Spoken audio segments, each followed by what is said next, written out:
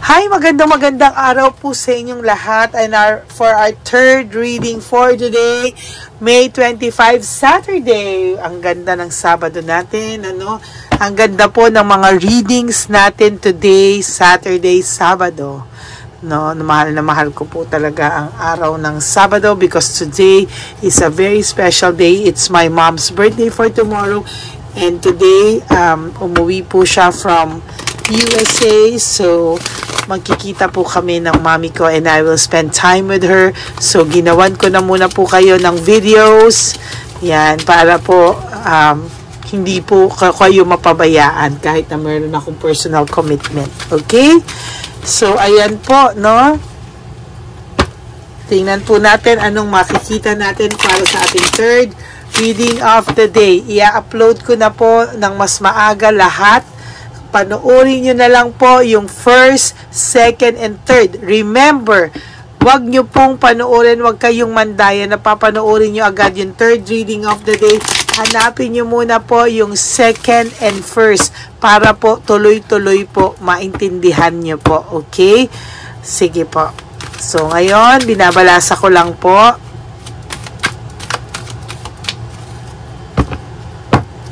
Malasahin natin ang ating baraha para make sure na na-reshuffle po siyang maigi.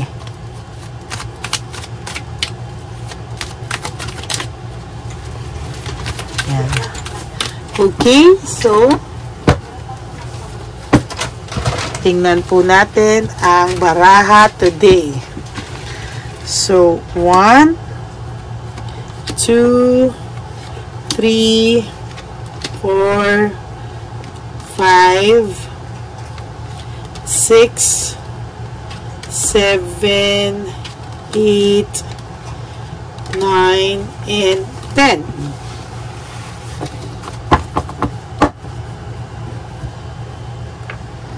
Pili pa po tayo ng isa.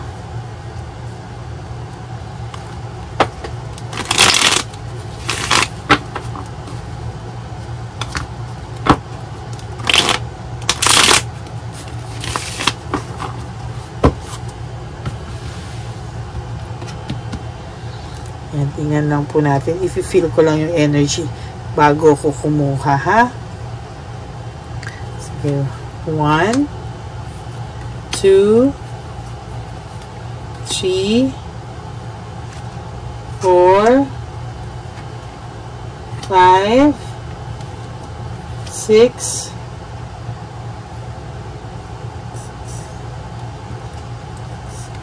7, 8, 9, and 10. Feel ko lang po yung energy.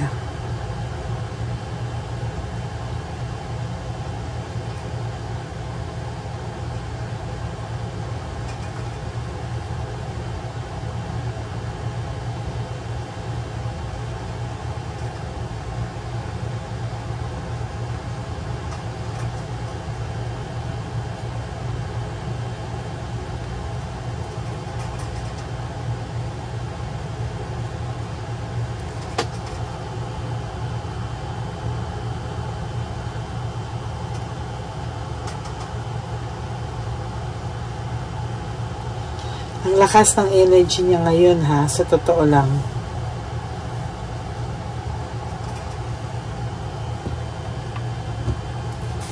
Nararamdaman ko sa ano ko, yung finil ko yung energy niya, kinilabutan ako. Okay, so tingnan po natin ngayon.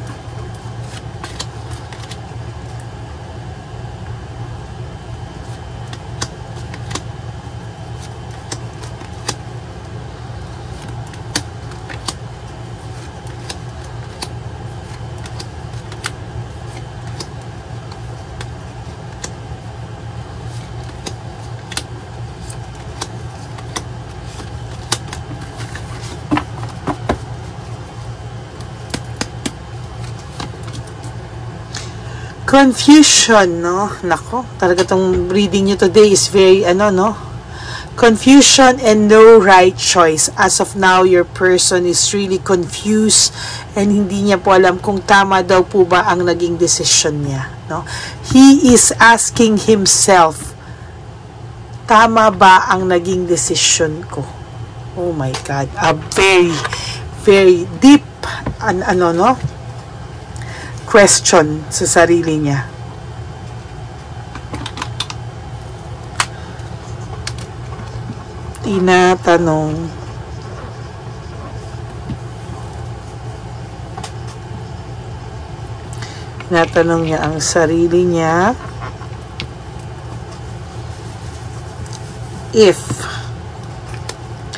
Tinatanong niya ang sarili niya if tama daw ba ang mga naging desisyon niya.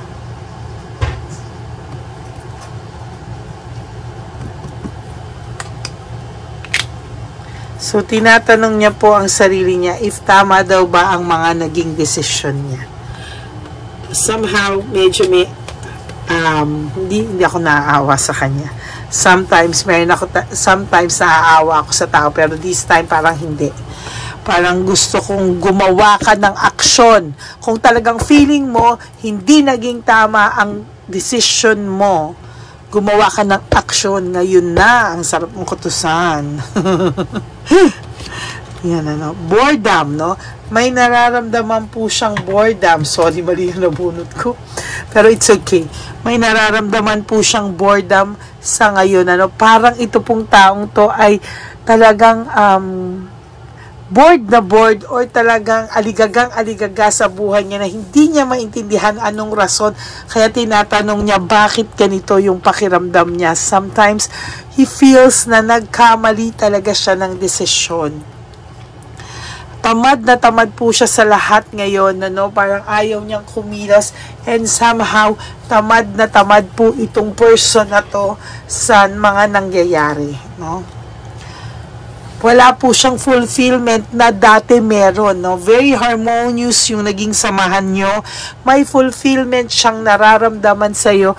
Pero as of this moment, wala po siyang nararamdaman na kahit ano, manhid po ang taong ito sa ngayon. There's anxiety and trauma, May trauma po itong nararamdaman sa ngayon. Nagkaroon po siya ng anxiety and parang meron po siyang midlife crisis, na nararamdaman. Parang iniisip niya ano ba ang gusto niya sa buhay niya, ano ba ang gagawin niya sa buhay niya, ano ba, lahat panay questions, Hindi natin masabi ano daw ba talaga ang makakapagpasaya sa kanya. Wala po siyang ultimate clarity, Hindi niya pa po alam, wala pa po siya sa peak ng kanyang pag-iisip, And as a matter of fact, gulong-gulo po itong taong ito at hindi niya po alam kung ano po ang gagawin niya sa buhay niya, As a matter of fact, sabi niya, paano daw ba siya magiging okay? Paano siya babalik sa dating siya?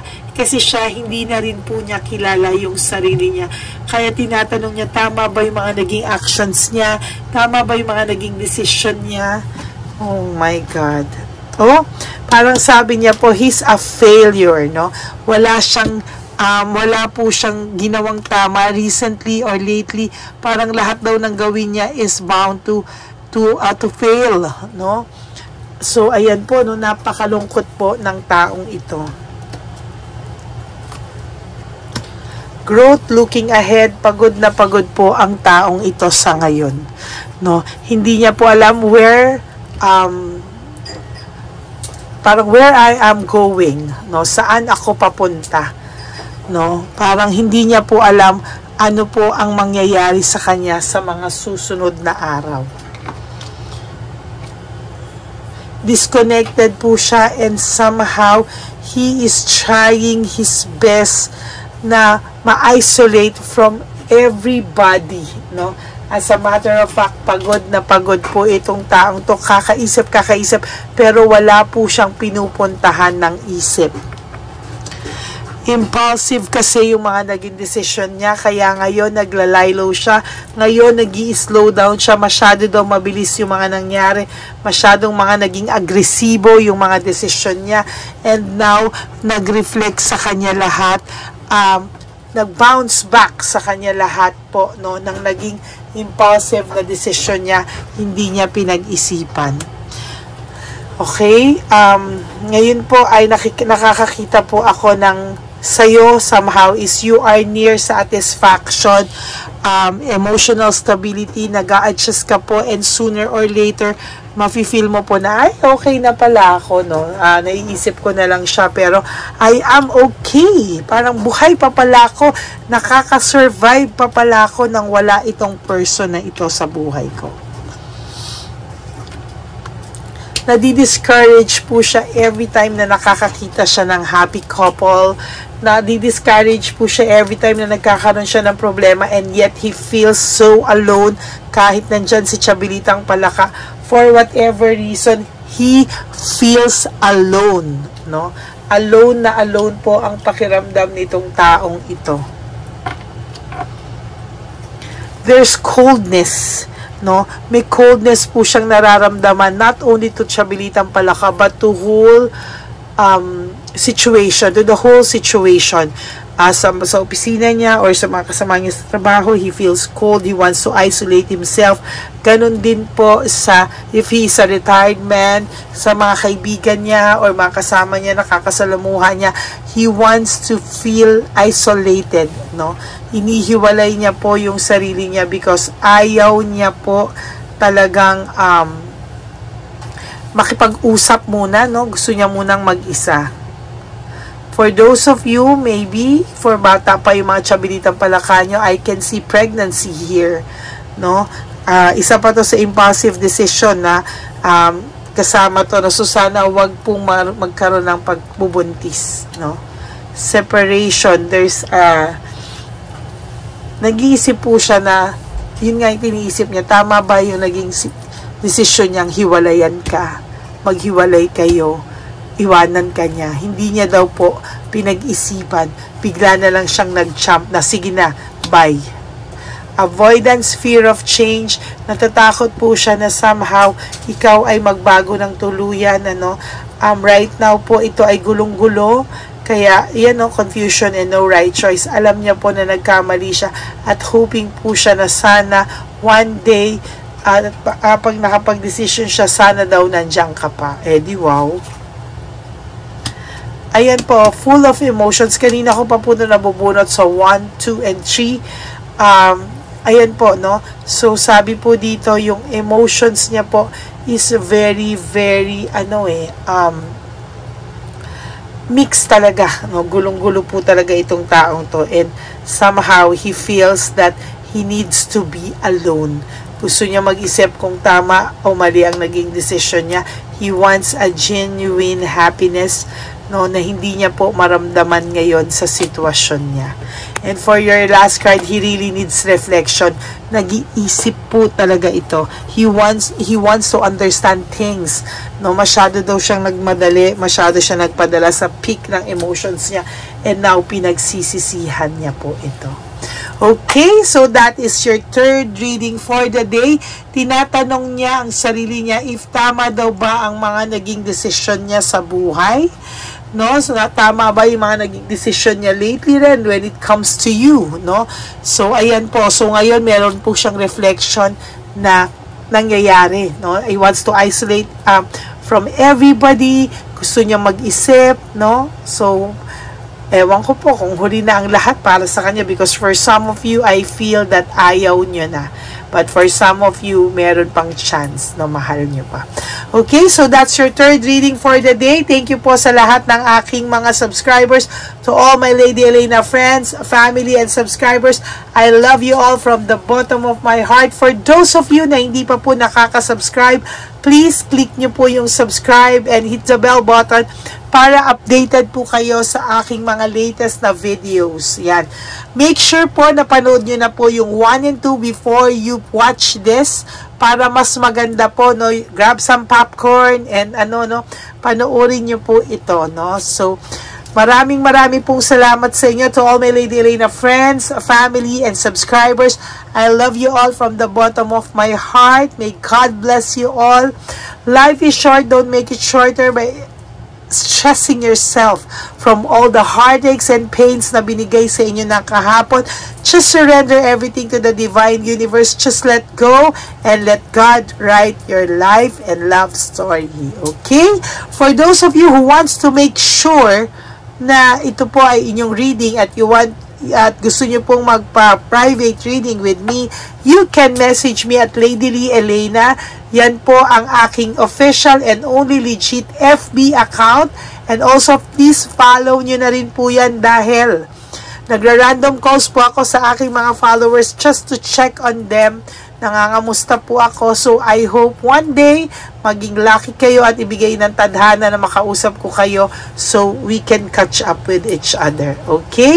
Maraming salamat po sa inyong lahat. For those of you na naka-resonate, please like and comment down below.